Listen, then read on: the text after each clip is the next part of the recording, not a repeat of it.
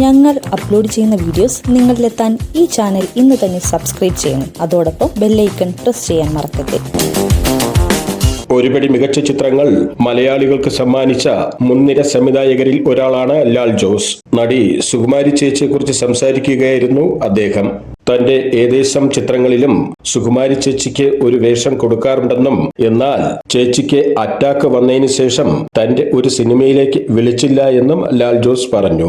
ലാൽ ജോസിന്റെ വാക്കുകൾ ഇങ്ങനെയാണ്: ക്ലാസ്മേറ്റ്സ് എന്ന സിനിമ ചെയ്യുന്നതിന് മുൻപ് ചേച്ചിക്ക് ഒരു അറ്റാക്ക് വന്നിരുന്നു. അത് കഴിഞ്ഞിട്ട് ഞാൻ ചെയ്യുന്ന സിനിമ അച്ഛനുറങ്ങാത്ത വീടാണ്. ആ സിനിമയിൽ ചേച്ചി ഇല്ലായിരുന്നു. വിളിച്ചാൽ ചേച്ചി വരുമെന്ന് എനിക്കറിയാം. പക്ഷേ സുഖമില്ലാത്തത് കൊണ്ട് ചേച്ചിയെ ഞാൻ വിളിച്ചില്ല. കാരണം ആ സമയത്ത് ചേച്ചിക്ക് യാത്ര ചെയ്യാനൊന്നും സാധിക്കില്ലല്ലോ എന്ന ചിന്തയായിരുന്നു എനിക്ക്. അതുകൊണ്ട് തന്നെ ആ സിനിമയിൽ ചേച്ചിയെ ഞാൻ വിളിച്ചതുമില്ല. അത് കഴിഞ്ഞിട്ട് ക്ലാസ്മേറ്റ്സ് എന്ന സിനിമയിൽ അഭിനയിക്കാൻ ചേച്ചി വന്നപ്പോൾ ചേച്ചിയെ കാണാൻ മേക്കപ്പ് ചെയ്യുന്ന സ്ഥലത്ത് ഞാൻ പോയി. എന്നെ കണ്ടപാടെ ചേച്ചി ഒറ്റ കരച്ചിലാണ്. ഏങ്ങി ഏങ്ങി കരയുകയാണ്. എനിക്ക് എന്താണ് പറയേണ്ടതെന്ന് അറിയില്ല. എന്താണ് സംഭവമെന്നും എനിക്ക് മനസ്സിലായില്ല. സുഖമില്ലാതെ കിടന്നപ്പോൾ എന്നെ കാണാൻ വരുമെന്ന് ഞാൻ പ്രതീക്ഷിച്ച ഒരേ ഒരാൾ നീയായിരുന്നു. നീ വന്നില്ല എന്ന് മാത്രമല്ല, അടുത്ത സിനിമ തുടങ്ങിയപ്പോൾ പറയുകയും ചെയ്തില്ല. എനിക്ക് റോളുണ്ടോ ഇല്ലയോ എന്നല്ല, അത് നീ പറഞ്ഞില്ലല്ലോ എന്ന് പറഞ്ഞ് ചേച്ചി കരയുകയായിരുന്നു.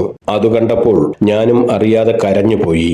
ഞാൻ ചെന്ന് ചേച്ചിയെ കെട്ടിപ്പിടിച്ച് കുറെ സോറിയൊക്കെ പറഞ്ഞു. ചേച്ചിക്ക് സുഖമില്ലാഞ്ഞത് കൊണ്ടാണ് ഞാൻ വിളിക്കാഞ്ഞതെന്നും നമ്മൾ തമ്മിൽ കണ്ടാൽ ഇമോഷണൽ ആവുമെന്ന് അറിയാവുന്നതും കൊണ്ടാണ് ഞാൻ ചേച്ചിയെ കാണാൻ വരാഞ്ഞത്.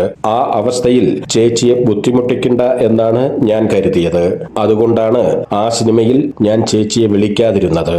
ഇപ്പോൾ ഈ സിനിമയിൽ ഞാൻ ചേച്ചിയെ വിളിച്ചല്ലോ എന്ന് പറഞ്ഞപ്പോൾ ഞാൻ അറിയാതെ കരഞ്ഞു പോയതാണെന്ന് പറഞ്ഞ് സുകുമാരി ചേച്ചി എന്നോട് കുറെ സോറിയൊക്കെ പറഞ്ഞു. ലാൽ ജോസ് പറഞ്ഞു നിർത്തി. ഞങ്ങൾ അപ്ലോഡ് ചെയ്യുന്ന വീഡിയോസ് നിങ്ങളിലെത്താൻ ഈ ചാനൽ ഇന്ന് തന്നെ സബ്സ്ക്രൈബ് ചെയ്യണം. അതോടൊപ്പം ബെല്ലൈക്കൺ പ്രസ് ചെയ്യാൻ മറക്കരുത്.